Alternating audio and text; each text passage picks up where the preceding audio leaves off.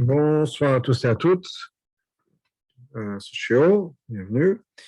Et le thème d'aujourd'hui, ça va être l'estime de soi, la gava, l'orgueil. Comment trouver l'équilibre par rapport à soi-même et par rapport aux autres, surtout dans l'éducation, entre avoir de l'estime de soi de manière saine, si on peut dire, et ne faire en sorte que ce ne soit pas de l'orgueil. Bien au contraire, que l'humilité ne se transforme pas en manque d'estime de soi-même et qu'on on se prend pour un rien du tout. Et est-ce que c'est ça que l'humilité veut dire? C'est se dire je suis rien du tout, je suis un zéro et je suis. Est-ce que c'est ça être humble? Et qu'est-ce qu'on fait avec nos enfants? Comment est-ce qu'on dit ça à nos enfants? Est-ce qu'on est censé éduquer nos enfants à être humbles? De l'autre côté, on est censé dire à nos enfants avoir de l'estime de eux-mêmes, qu'ils soient sains, qu'ils soient équilibrés.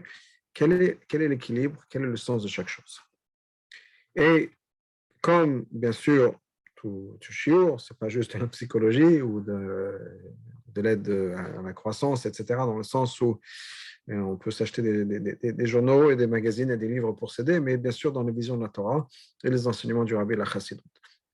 Et cette idée-là, comment trouver l'équilibre entre quelque chose qui est un sain, quelque chose qui est donc c'est l'estime de soi-même de manière saine et l'orgueil, quelle est la différence entre les deux, ça va être basé sur une sikha du Rabbi et une histoire en particulier racontée par le Rabbi précédent qui concerne le Admor Azaken et le Tzemar Tzedek, son petit-fils. Comme vous le savez peut-être, le Admor Azaken, qui était le grand-père du Tzemar Tzedek, le troisième Rabbi de Chabad, s'est occupé personnellement de l'éducation de son petit-fils. Malheureusement, la fille d'Admor Azaken, qui était la maman du Tzemar Tzedek, est décédée et elle a laissé son fils qui était un orphelin tout jeune, qui n'avait même pas 3 ans. Et elle avait demandé, avant de quitter ce monde-là, à son père, Rabbi Shneur Zalman, l'Admor Azaken, de s'occuper de l'éducation de son fils. L'Admor Azaken s'est certainement impliqué et corps et âme dans l'éducation de son petit-fils, dans l'éducation des Tzemar Tzedek. Et, entre autres, il y a une histoire qui s'est passée au moment de ce qu'on appelle l'Achnasa al-Cheder. Donc, on a l'Achnasa Cheder du Tzemar Tzedek. Donc, quand on a amené le Tzemar Tzedek, l'Admor Azaken a demandé au professeur, donc on amène l'enfant à l'école, au Cheder, et on demande au professeur, donc c'est le jour où on amène cet enfant au Cheder, et le professeur, la coutume est de nos jours, mais c'est quelque chose qui avait commencé entre autres par l'Admor Azaken, c'est une ancienne coutume, une très ancienne coutume. Le Rokéach, qui est parmi les anciens Rishonim, parle déjà de cette coutume de commencer avec les enfants à étudier Chumash Vaikra. C'est par ça qu'on commence. Pourquoi? Parce que Vaikra, c'est le livre de la pureté, de la Tahara, et les enfants sont purs, donc on commence avec ça. Donc l'Admor Azaken a demandé au Melamed, à l'enseignant, de commencer à apprendre avec le Tzemar Tzedek, Chumash Vaikra. Donc on apprend Vaikra, et le Tzemar Tzedek, cet enfant de 3 ans, remarque que le Vaikra, le mot de Vaikra, le Aleph de Vaikra, qui est la dernière lettre du mot de Vaikra, est écrit en tout petit. Et en rentrant à la maison, après cette cérémonie, il demande à son grand-père quel est le sens du petit Vaikra. Pourquoi est-ce que Vaikra s'est écrit avec un petit Aleph? Alors, je vais lire toute l'histoire, pas dans l'original du livre, je vais juste passer à travers tous les détails de l'histoire, pas sûr de rien manquer. Tous les détails comme ils sont racontés par le Rabbi dans cette histoire-là. Donc, cet enfant demande à Admor à son grand-père, pourquoi est-ce que Vaikra est écrit avec un petit Aleph? Le Aleph de Vaikra est tout petit. Et l'histoire telle qu'elle nous est racontée, que l'Admor est rentré dans une vécoute et passé dans une autre dimension, si on peut dire. Il n'a plus quitté ce monde-là pendant un certain temps. Puis, en revenant à lui-même, il a dit la chose suivante. Adam Arishon était créé par les mains même de Hachem. Adam Arishon, non seulement l'âme d'Adam Arishon est soufflée à l'intérieur de lui par Hachem, mais Adam Arishon, le corps d'Adam Arishon a été formé par Hachem, parce que c'est Hachem lui-même qui a pris la terre, qui est créé par Hachem aussi, mais qui a pris la terre, qui a formé le corps de Adam Arishon, de Adam.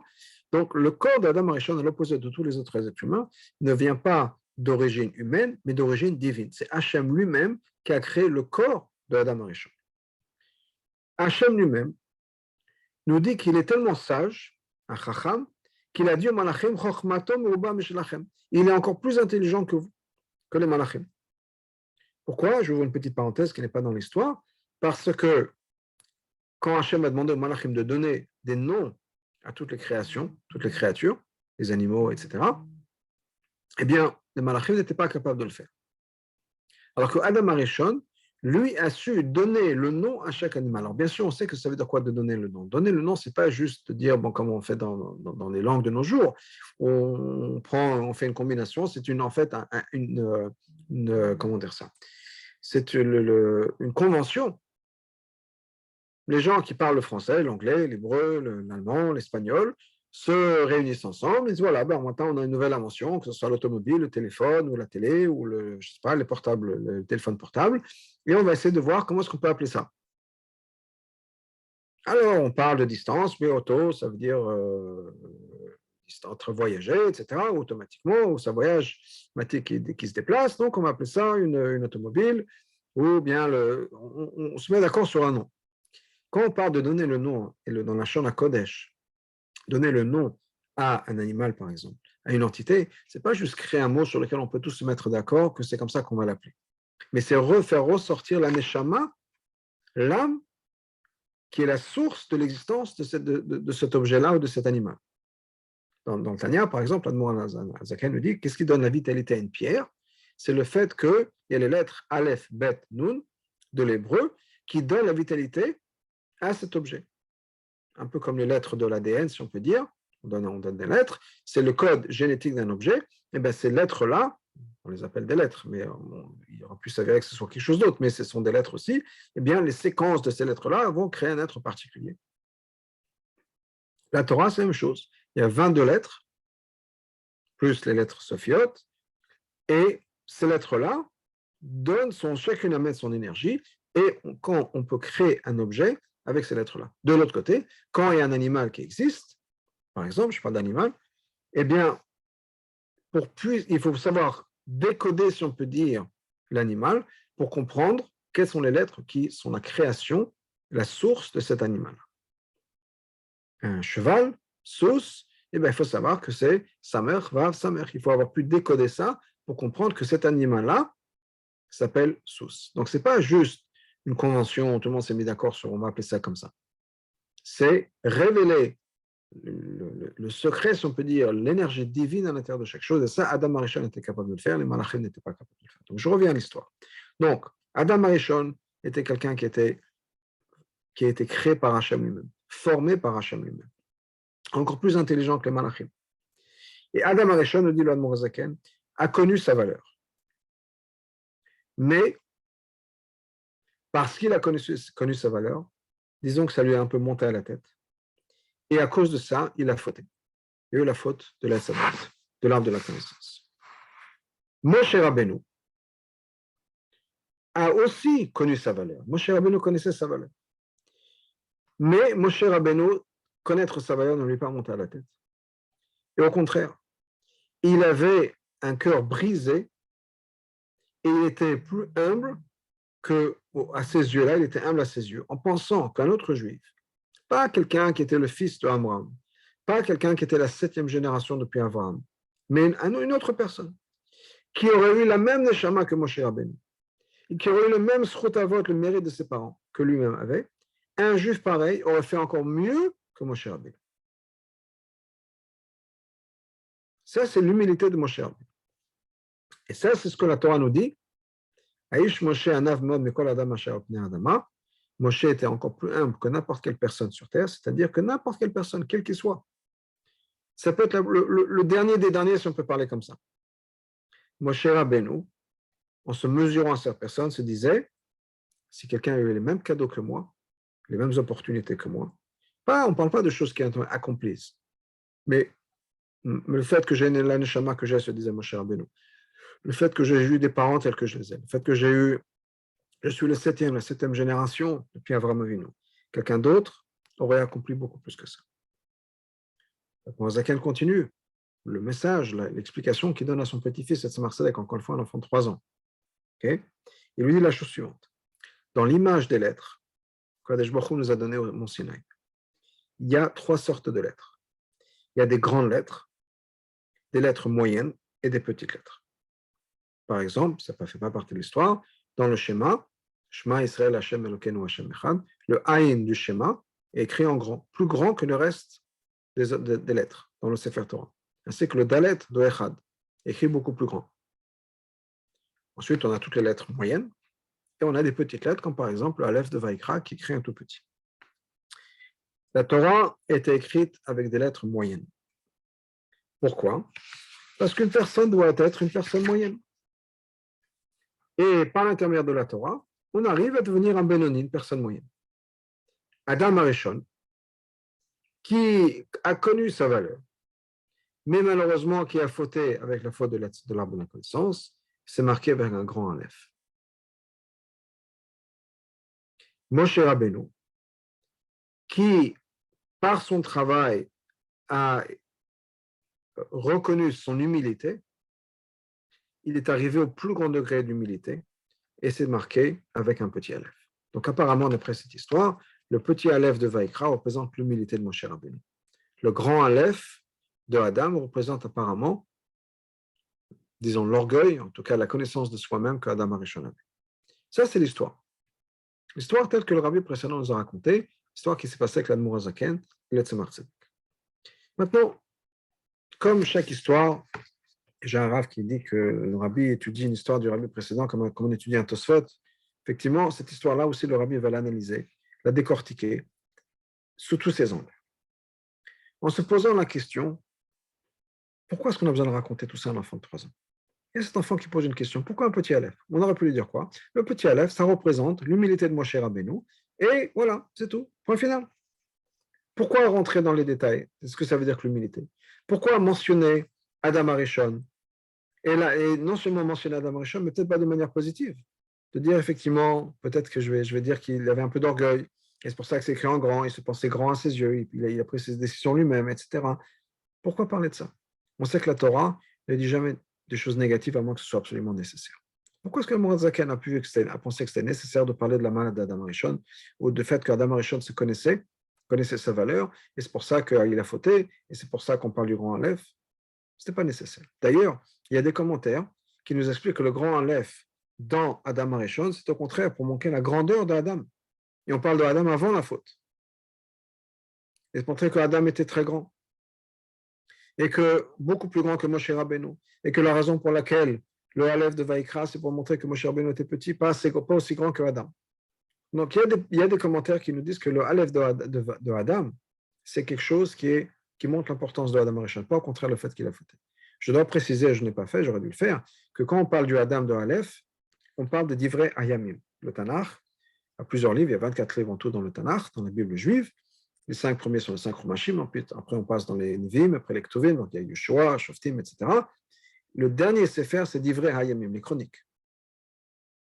Et là, Divrei Hayamim commence, donc Divrei Hayamim, c'est toutes les descendances, depuis Adam Arishon, toutes les générations, jusqu'à plus ou moins Israël et Nehemia, qui sont la fin de la période du Tanakh. Divrei Hayamim commence en parlant de Adam. Et là, Adam est marqué avec un grand Aleph. Donc c'est ça qu'on parle, de Divrei Hayamim. Donc le Tzemar Tzedek n'a certainement pas encore appris Divrei Hayamim. Il ne sait peut-être même pas que ça existe encore, Divrei Hayamim, ça existe déjà, je veux dire. Mais en tout cas, pourquoi mentionner le négatif? C'est qu'il y a quelque chose. Il y a un message ici. Et il y a un premier message, avant même de rentrer dans les détails du message, il y a un des messages importants. J'ai commencé tout à l'heure en disant que l'Admour HaZaken a pris sur lui la responsabilité d'éduquer son petit-fils, le Tzemar Tzedek. Et donc, et ça c'est un message pour nous en tant qu'éducateurs, nous en tant que parents, ou bien quand on a des gens autour de nous, quand on veut être mashpia sur des gens autour de nous, quand on nous pose une question, il ne faut pas juste répondre à la question, mais voir en cette question une opportunité de faire passer un message. Et c'est ça qui est important. Je voudrais rajouter un autre point par rapport à ça, qui est que des fois, il faut qu'on ait des messages à partager et attendre l'opportunité de faire passer ce message. Et ça, c'est vrai dans n'importe quelle relation. C'est vrai certainement au niveau de l'éducation, quand on veut faire éduquer nos enfants, mais c'est vrai quand dans une relation, mari et femme, au travail, des fois, on n'est pas obligé de dire tout ce qu'on veut dire au moment où on veut le dire. Des fois, c'est mieux d'attendre une opportunité pour le faire. Et quand l'opportunité se présente, à ce moment-là, on fait passer son message. Dans notre cas, à nous, Admor Azaken voulait enseigner quelque chose, une leçon dans la vie. Pas juste répondre à une question, mais profiter de ce moment-là, profiter de cette interrogation pour partager avec son petit-fils un message important dans la vie. Et non seulement un message important dans la vie, mais en tant qu'éducateur, un message important à nos enfants et à nos élèves, qui est quel est l'équilibre à avoir entre l'orgueil et l'estime de soi-même,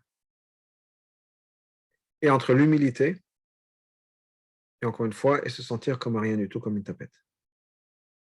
On a besoin de trouver cet équilibre, on a besoin de savoir ce qu'il faut. Et la première chose que l'amour Azaké nous dit, c'est mettre en contraste. Se connaître et être orgueilleux ou bien être humble. Et ça n'est pas la même chose. Il est important de se connaître. On le dit sur Adam, on le dit sur Moshe. Quand l'amour Azaké nous parle de Moshe Rabbeinu, il ne dit pas que Moshe Rabbeinu ne se connaissait pas. Il ne dit pas que Moshe Rabbeinu était humble en disant « moi je suis rien du tout ». Je suis un rien du tout, je suis le dernier des derniers. Qui suis-je? Oui, Moshe a dit « qui suis-je ». De l'autre côté, quand il fallait mettre son poing, taper du poing ou bien prendre une décision, Moshe était là. Quand il fallait, on a vu ça, l'histoire du veau d'or ou d'autres moments, par rapport au peuple juif et par rapport à Hachem. Quand il fallait parler avec le pharaon, au début, Moshe ne voulait pas, mais le moment est venu et c'est devenu sa responsabilité. Moshe a dit à Pharaon, il lui a dit ce qu'il fallait dire, comme il fallait dire, en lui disant attention, tu ne vas pas m'écouter, etc. Voilà ce qui va t'arriver. Il n'a pas eu de problème d'être ferme avec le pharaon en disant au contraire, mais qui suis-je? Ben oui, il a dit à Hachem, qui suis-je pour parler au pharaon? Je ne sais pas parler, etc. Mais une fois qu'il a eu la mission, il est parti voir le pharaon en disant attention, tu ne m'écoutes pas, tu vas te punir, tu vas souffrir.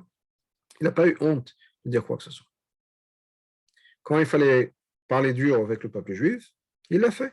Quand il fallait parler dur avec Hachem et se battre pour le peuple juif, Moshe Rabbeinu allait voir Hachem en disant je ne suis pas d'accord avec toi, ne pardonne le peuple juif, ne fais pas comme ci, ne fais comme ça, etc. Moshe Rabbeinu ne sait pas dire qui suis-je? Et donc je ne peux rien faire, je suis impuissant. Au contraire. L'humilité de Moshe Rabbeinu, ce n'était pas qu'il se prenait pour le dernier des derniers, pour n'importe qui. Il était bien conscient qu'il avait une valeur et certainement une responsabilité. La différence entre Moshe Rabbeinu et Adam, on va le voir, c'est que quelle est ma réflexion après avoir découvert mes valeurs. C'est-à-dire, je sais qui je suis. Et ça, c'est le premier point que l'Admor Azaken voulait faire transmettre à son petit-fils. La première des choses à faire, je m'excuse, la première des choses à faire, c'est de quoi? D'être, comme le Rabbi nous dit, Makir b'malatatzmo. Il faut connaître ses qualités. D'ailleurs, le Rabbi nous ramène ce qui est marqué dans Yom Yom, donc au nom du Rabbi précédent, de la même manière qu'il faut connaître ses défauts, il faut connaître ses qualités. Pourquoi est-ce que c'est important de connaître ses défauts? Pour pouvoir les rétablir. On sait qu'il y a des choses qu'on ne fait pas comme il faut, on a besoin de travailler sur ça. Peut-être que, je ne sais pas, je me mets en colère trop facilement, peut-être que j'ai un problème d'émouna, peut-être que je parle de la shonara, j'ai du mal à concentrer pendant le flag, quel que soit le problème que je puisse avoir, au niveau du caractère, au niveau de mes actions, j'ai besoin de le connaître et j'ai besoin de travailler sur ça. J'ai besoin d'être à l'écoute. Quand il y a des gens qui vont faire des réflexions, au lieu de me braquer tout de suite et de me fâcher, prendre en considération ce qu'on me dit. Réfléchir. Donc, on a une chose à faire, c'est qu'il faut effectivement réfléchir à ses défauts. Mais de l'autre côté, on a aussi besoin d'être makem on a besoin de connaître ses qualités aussi. Et ça, c'est quelque chose de très important. Et on a besoin de faire passer ce message à nos enfants, de la même manière que le Admor Azaken a fait passer ce message à son petit-fils. Connais tes qualités. Connais-toi, ça veut dire connais tes qualités. Et il n'y a pas de contradiction entre connaître ses qualités et être humble. La première étape, c'est connaître ses qualités. Donc, on apprend ses qualités, on apprend à se connaître. Il n'y a aucun mal à dire, oui, moi je suis bon en maths, je suis bon avec les gens m'écoutent, que ce soit dans les shurim, dans les mifsaïm, je suis bon à donner des shurim, ou à autre chose, quelles que soient les qualités qu'on puisse avoir. Se connaître est important, se connaître dans le bien et dans le pas bien. Et se connaître dans le bien, c'est important aussi pour pouvoir aussi savoir comment grandir. De la même manière qu'il faut connaître ses défauts pour pouvoir les corriger, on a besoin de connaître ses qualités pour pouvoir ensuite bâtir sur ces qualités. C'est important de bâtir sur le positif et de bâtir à partir des qualités qu'on a. Il y a un mot dans un Yom Yom qui est important, qui nous dit qu'il faut qu'on contribue, si on peut dire, au maximum de ses capacités. Ce n'est pas exactement les mots. L'exemple qui est donné est la chose suivante. Mais si quelqu'un, imaginons, a un talent, il est bon à préparer des bijoux. Il a un rouge, on peut dire, il a un talent dans la bijouterie. Là-bas, cet exemple, c'est de filer des perles. Et à la place de ça, il fait du pain, il devient boulanger. Ce qui demande moins de finesse, on peut dire, au niveau du travail. Maintenant, entre le pain et les perles, le pain est beaucoup plus important à la vie que les perles. Clairement. On a plus besoin de pain qu'on a besoin de perles. De l'autre côté, aussi important que le pain soit, mais si c'est un travail moindre, si c'est quelque chose qui demande moins de qualification, eh bien, si quelqu'un est plus qualifié que ça, qui travaille quelque chose à sa valeur, à sa hauteur, c'est plus important. C'est un peu pour donner un exemple. C'est bientôt Purim, la semaine prochaine, c'est Purim. Et la Gemara dit la chose suivante, c'est marqué dans la Gemara, qu'on est mevatel Talmud Torah pour Mikra Megillah. On peut annuler l'étude de la Torah pour écouter la Megillah. Et les commentateurs posent la question de savoir qu'est-ce que ça veut dire. La Megillah, c'est aussi de la Torah. Comment on n'arrête pas l'étude de la Torah? Quand on étudie la Megillah, c'est comme écouter Kriyat Torah, c'est aussi l'étude de la Torah. Qu'est-ce que ça veut dire qu'on est mevatel Talmud Torah? On arrête d'étudier la Torah pour écouter la Megillah. Et une des réponses qui est donnée, c'est qu'effectivement, la Megillah, c'est aussi la Torah.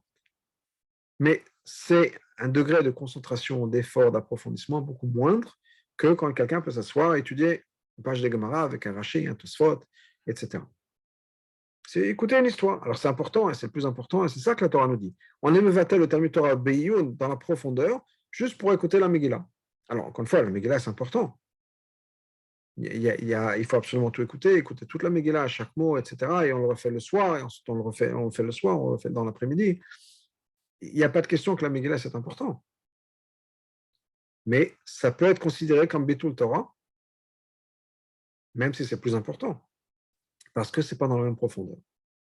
Donc la même chose par rapport à ce que je reviens à ce que je disais, si quelqu'un a un certain talent, professionnel ou autre, à lui d'exercer, de vivre au niveau de son talent.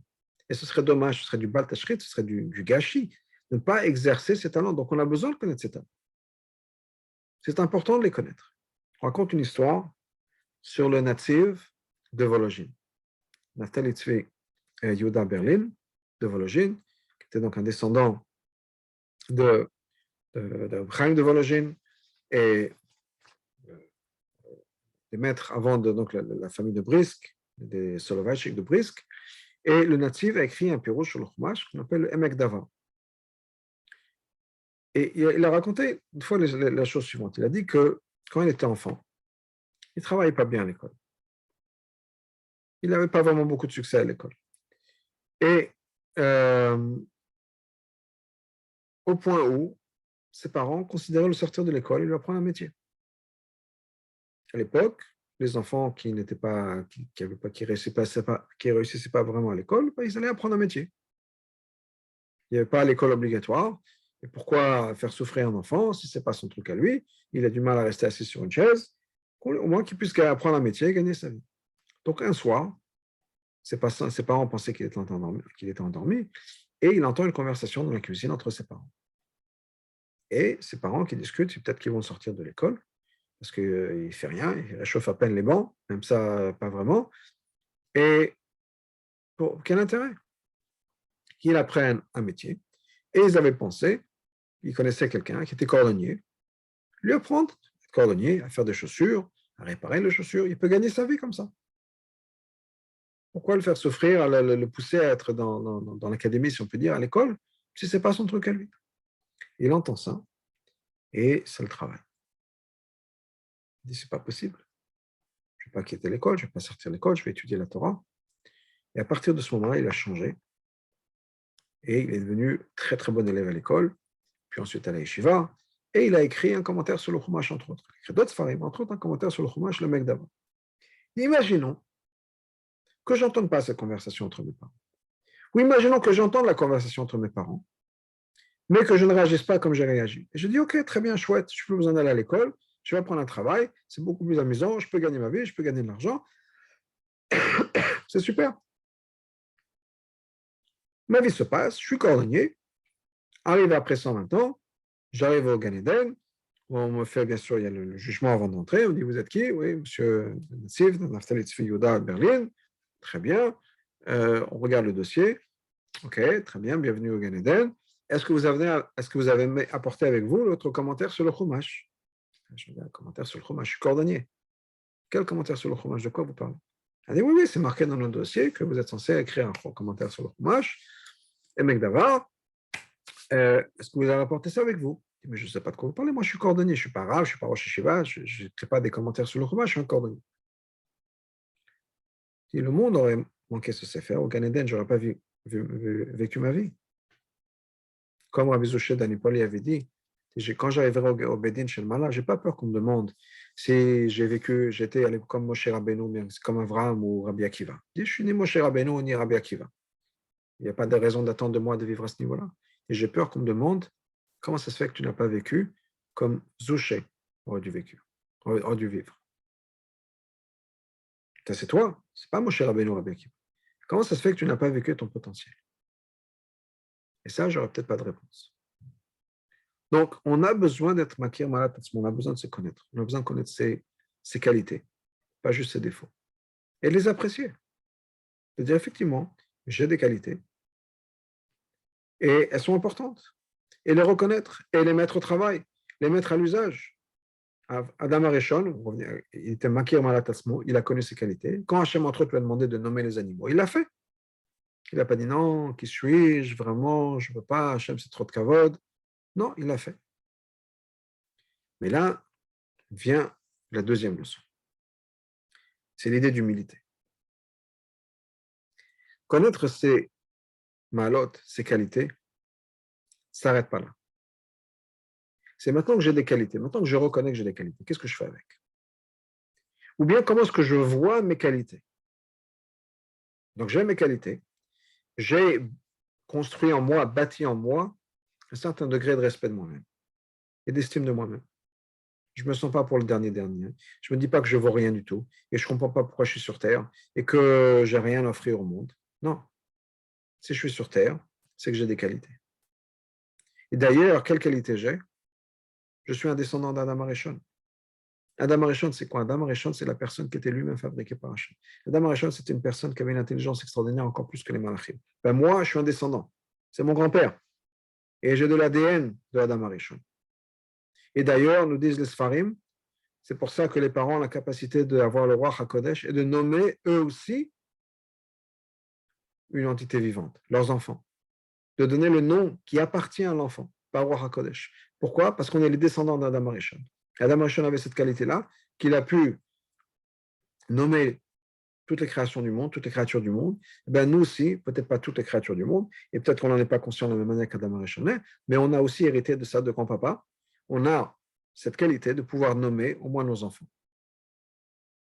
Et on a cette capacité de pouvoir aussi reconnaître nos qualités et d'agir avec. Pas de manière négative, de manière positive. On est les enfants et les descendants de Adam Arishon. On a cette intelligence, on a ces capacités mentales. La seule chose, bien sûr, Adam Arishon, c'est au niveau du corps aussi. Son corps a été fait par Hachem. Notre corps, il vient de parents, d'êtres humains. C'est différent. Mais au niveau de la Neshama, on a la même chose. Là, au niveau de la Neshama, on est connecté avec Hachem, comme Adam Arishon est connecté. On est les enfants d'Hachem, comme Adam Arishon est l'enfant d'Hachem. Adam et Chava, bien sûr. On est la même chose. Et c'est pas possible pour nous de fauter. On est comme Adam Arishon avant la faute. Mais il y a un grand mais ici. Maintenant, j'ai des qualités. J'ai établi que j'ai des qualités. J'ai établi que je peux me servir de ces qualités-là. J'ai cette estime de moi-même, cette saine. Comment est-ce que je regarde ça? Est-ce que je dis, ah, je suis génial comme type, je suis super, j'ai telle et telle qualité. Les gens me regardent, disent, ah, il est intelligent, il est beau, il est riche, il est fort, quelle que soit la qualité qu'on apprécie, quelle que soit la qualité qu'on a. On a tous des qualités puisqu'on est là. C'est qu'Hachem, on est important pour le monde. On a tous quelque chose à offrir. Il faut juste faire ce qu'on a à faire, notre travail à nous, pas le travail des autres, et être conscient et apprécier le travail qu'on a. Donc, on a ces qualités-là. Mais est-ce que je le regarde comme un cadeau d'Hachem, ou bien est-ce que je le regarde comme quelque chose qui m'est due ou que j'ai accompli, disons. Quelle est ma vision du monde? Je suis intelligent et je suis content et satisfait que les gens me posent des questions et que les gens vont me voir et que les gens me demandent mon opinion et mes conseils. Est-ce que je pense que je suis bien, je suis intelligent? Et même disons, pas au Hachem. Ou bien je me dis, Hachem m'a donné ce cadeau. J'ai de la chance, parce que peut-être qu'Hachem a donné un peu moins d'intelligence à d'autres personnes, ou moins de beauté à d'autres personnes, ou moins de richesse à d'autres personnes. J'ai un cadeau. Est-ce que je me sers vraiment de ce cadeau au maximum? Est-ce que j'utilise ce cadeau d'Hachem au maximum de ma capacité? Je reviens à l'histoire de Rab Zoucher, je reviens à l'histoire du natif. Est-ce que je me sers vraiment de ce cadeau d'Hachem? Est-ce que je fais ce que je dois faire avec? Ou bien au contraire, j'abîme ce cadeau, ou je ne m'en sers pas au maximum? Hachem me fait confiance. Je dis, voilà, cette personne-là, on va lui donner ce package, si on peut dire, ce forfait intelligence, ci et ça, voilà ce que cette personne va recevoir. Parce que j'ai un certain travail à faire. Est-ce que je me sers vraiment au maximum des capacités que Hachem m'a données? Et là, c'est une question qui rend humble. C'est une démarche d'humilité. C'est une démarche d'humilité parce que maintenant, c'est une responsabilité. Et quand l'Admour Azaken a non seulement mentionné ce marché avec toute l'histoire d'Adam Arishon, qui veut dire que quoi? Il faut être makir ma'atatzmo, il faut connaître sa valeur. C'est important, c'est la première chose. Il dit à son petit-fils, la première chose que je voudrais t'enseigner, c'est qu'il faut connaître sa valeur. Mais ça ne s'arrête pas là. Parce que juste connaître sa valeur, ça peut avoir des conséquences négatives, comme c'était le cas pour Adam Arishon. Donc, oui, je te demande, en tant qu'enfant, je veux que tu grandisses avec une estime de toi qui soit saine et que tu connaisses ta valeur à toi. C'est important. Pourquoi c'est important en tant que rabbi? Parce que les gens vont devoir me poser des questions. Qu'est-ce que tu vas leur dire? Ah non, je ne suis rien du tout. Il y avait une fois au début de la Nessio du Rabbi Rachab, et je dois mentionner que la Nessio du Rabbi Rachab, c'était un compliqué au début, dans le sens où quand le Rabbi Marash est décédé, le quatrième Rabbi Trabal, pendant de longues années, ni le Rabbi Rachab ni son frère aîné, le Razo, le Zalman Aaron, ont voulu prendre la direction de Chabad. Donc les choses étaient un peu en l'air pendant pas mal de temps, des années et des années. Au fur et à mesure, les choses se sont mises en place. Au début, il y avait un arrangement. Rabbi Zalman Aaron répondait aux gens aux questions de Baruch et le Rabbi Rachab de Gashmiut. On dit qu'il faut être plus fort pour pouvoir répondre aux questions de Gashmiut. Puis après, c'est devenu plus ou moins le Rabbi Rachab qui a pris la direction. Et on dit qu'une fois, il y avait un monsieur qui est rentré chez le Rabbi Rachab, qui avait un problème très difficile, très compliqué. Et le Rabbi Rachab, donc il rentre chez le Rabbi Rachab, et le Rabbi Rachab lui répond, je suis désolé, je ne peux pas t'aider, je ne peux rien faire. Et ce monsieur a été détruit. Il est détruit. Il sort de chez le Rabbi Rachab, et le Rabbi Zalman Aaron le Razo, le frère du Rabbi Rachab, le frère aîné du Rabbi Rachab, le voit ce monsieur en train de pleurer, il va le voir, il dit, qu'est-ce qui se passe? Il dit, voilà, j'avais un problème, je suis rentré chez votre frère, chez le Rabbi, votre frère, et il m'a dit qu'il ne peut rien faire pour moi. Et là, je suis détruit, parce que mon seul espoir, c'était le Rabbi, et il me dit qu'il ne peut rien faire. Zalman Aaron, il entend ça, il dit, ça ne lui a pas plu. Ça ne lui a pas plu. Il rentre chez le Rabbi Rachab, son frère, il dit, je ne comprends pas. Premièrement, je ne vois pas pourquoi tu ne pourrais pas l'aider. Mais admettons que tu ne puisses pas l'aider. Au moins, dis-lui quelque chose de gentil, d'encourageant. Hachem va t'aider, Hachem Yazor, je te donne bracha, que tout se passe bien. Juste comme ça, tu lui dis, je ne peux rien faire pour toi. Donc, ce que je dis, c'est que on ne peut pas se prendre pour rien du tout. Il dit, non, qui suis-je, je ne peux rien faire pour vous, etc.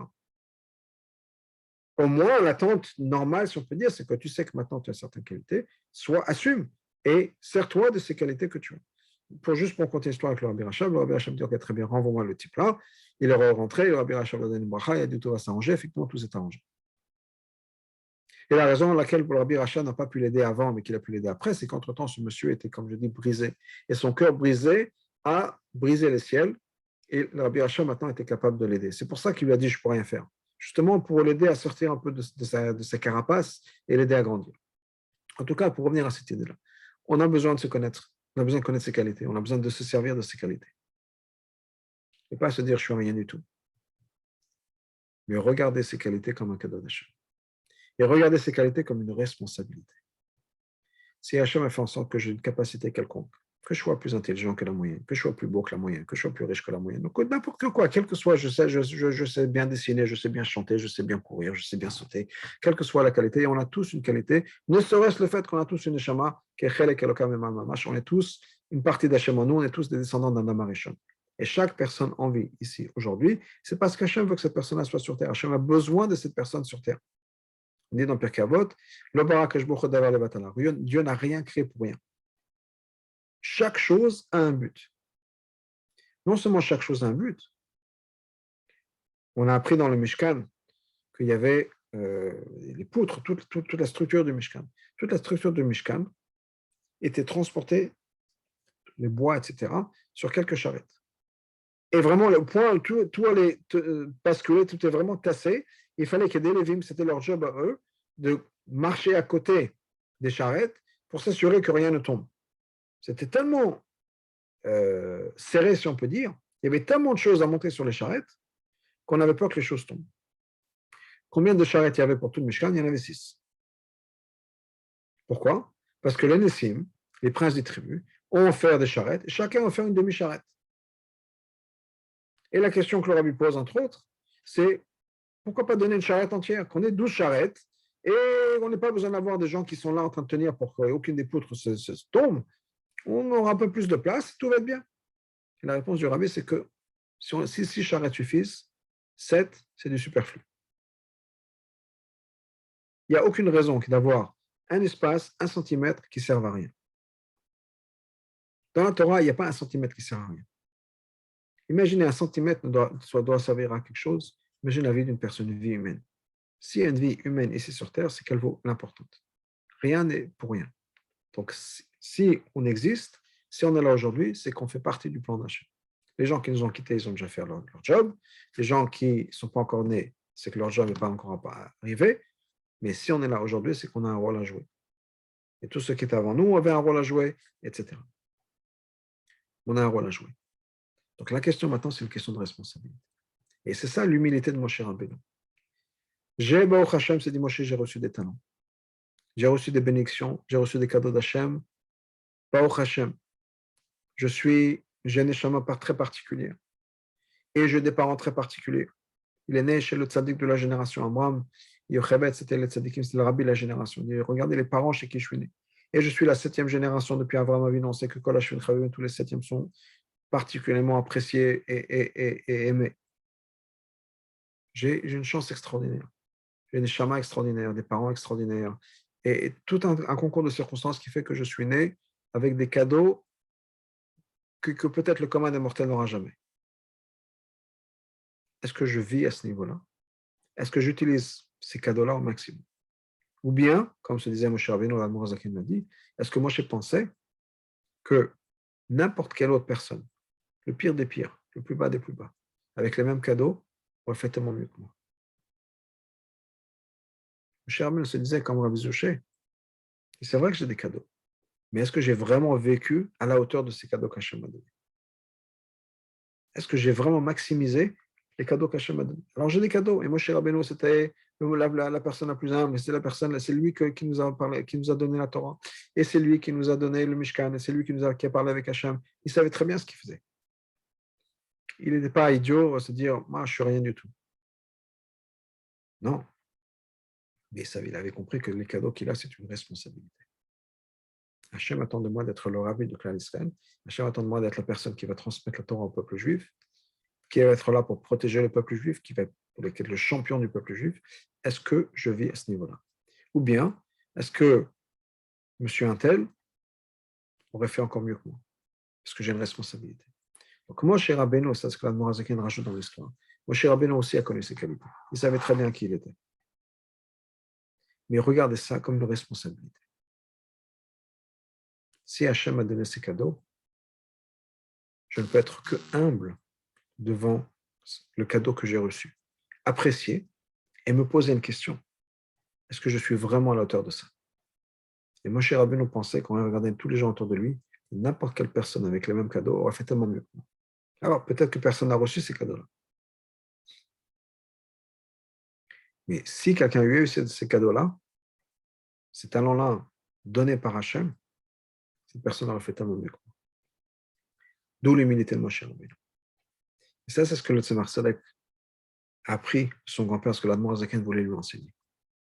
Et ce n'est pas juste répondre à la question pourquoi est-ce qu'il y a un petit Vaïkra, un petit Aleph dans le Vaïkra, et l'Admor Zaken, on peut lui dire très brièvement. Mais c'est pour montrer l'humilité de Moshe Rabbeinu. Et les commentaires disent ça.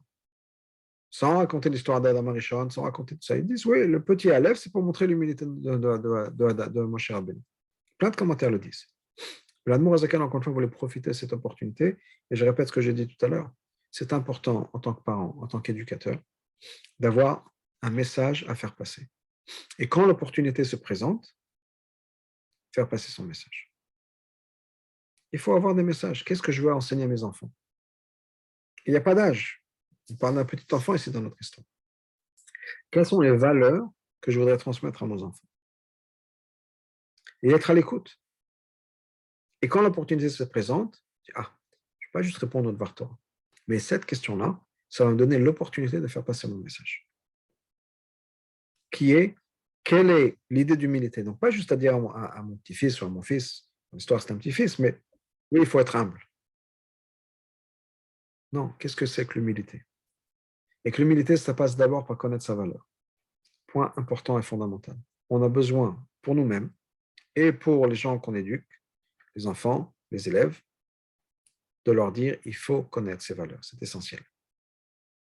On a besoin de connaître ses valeurs, on a besoin d'y réfléchir. Mais au-delà de ça, on a besoin de regarder nos valeurs comme une responsabilité. Et une cause, une raison d'être humble, en me disant n'importe quelle personne avec ses cadeaux aurait fait mieux que moi. À moi de me motiver à de faire le maximum de ce que je peux faire avec les talents que Hachem m'a donné. Et c'est aussi encourageant dans le sens où peut-être qu'on n'a pas certains talents. Bon, c'est pas, je ne sais pas, moi je ne sais pas chanter ou autre chose, il y a plein de choses que je ne peux pas faire. C'est comme ça. Je n'ai pas de raison d'être dur avec moi-même en disant, ah oui, je ne suis pas capable de chanter, je ne suis pas capable de ci, je ne suis pas capable de ça. C'est pas ce que Hachem m'a donné, c'est pas ce que Hachem attend de moi. De l'autre côté, avec les talents que j'ai, si j'en ai, Hachem dit, à toi de maximiser le résultat de tout ce que tu fais. Donc, deux leçons importantes. La première, c'est d'avoir des messages et réfléchir en tant que parent ou en tant qu'éducateur, c'est réfléchir quels sont les messages que je veux transmettre à mon enfant. Avoir ces messages en tête. Être à l'écoute des opportunités qu'on a quand un enfant pose une question. Mais être vraiment à l'écoute. Et profiter de ça et faire passer ce message. Donc ça, c'est de manière générale. Quel est le message en ce qui concerne encore une fois, de l'orgueil et de l'estime de soi-même, bien de l'humilité? C'est qu'on l'orgueil, c'est quoi? L'orgueil, c'est dire, j'ai ces talents, donc je suis meilleur que tout le monde. Ça, c'est de l'orgueil. L'humilité, c'est, j'ai ces talents, est-ce que j'utilise ces talents au maximum de ma capacité? Ou bien est-ce que quelqu'un d'autre, et moi je pensais que n'importe quel être humain au monde, avec le même talent, aurait fait mieux que lui. Alors peut-être que les gens n'ont pas ce même talent. Et donc il y a des gens qui sont moins intelligents, il y a des gens qui sont moins connectés à Hachem, il y a des gens qui ont ce problème-là, parce que personne peut-être a reçu les cadeaux que Moshe a reçus. Mais Moshe se disait, j'ai des talents, comment est-ce que je suis redevable à Hachem? Comment est-ce que je suis redevable au monde dans le sens où ma responsabilité par rapport aux autres? Si je peux les aider et que je ne le fais pas, qu'est-ce que ça veut dire pour moi? Donc, comprendre bien, encore une fois, il faut avoir cette estime de soi-même, il faut connaître ses talents, il faut transmettre ça à nos enfants, qu'ils sachent qu'on peut connaître ses talents. Il n'y a pas besoin de se dire on n'est rien du tout, ce n'est pas de l'humilité. Dire je suis rien du tout, ce n'est pas de l'humilité. Parce que ce n'est pas vrai, on n'est pas rien du tout. On est les descendants d'Adam, les descendants d'Abraham, on est descendants pour certains de Moshe, pour les Lévi ou d'autres, mais en tout cas descendants spirituels. On n'est pas rien du tout. On a des talents. Mais ne pas regarder ces talents comme en disant je suis meilleur que les autres, je suis intelligent et l'autre et lui il est bête, je suis beau ou belle et lui ou elle ils sont moches, etc. Moi je suis riche et les autres ils sont pauvres, ou quelque chose, je sais chanter et les autres ne savent pas chanter, quel que soit le talent. C'est au contraire une source d'humilité. Et l'humilité, ça veut dire quoi? C'est dire que quelqu'un d'autre avec le même talent aura fait mieux que moi. Pas que les autres sont n'importe quoi, mais que les autres sont mieux que moi. Je ne sais pas si les autres sont mieux que moi ou pas. Mais je pense que les autres avec mes talents auraient fait mieux que moi. Ça, oui. Okay? Donc, leçon importante à apprendre et à faire passer. Et je pense que c'est du travail pour pas mal de monde, moi inclus. ou vraiment incorporer ça, se regarder de manière différente et se responsabiliser par rapport à ce qu'on peut faire et ce qu'on a à offrir au monde autour de nous-mêmes. Que Dieu fasse qu'on puisse le faire et que, comme Hachem a appelé Moshe pour qu'il rentre dans le Ohel Moed, qu'Hachem nous appelle, qu'on puisse rentrer dans le Beth Amikdash avec l'avenue du Mashiach très très bientôt. Merci et bonne soirée.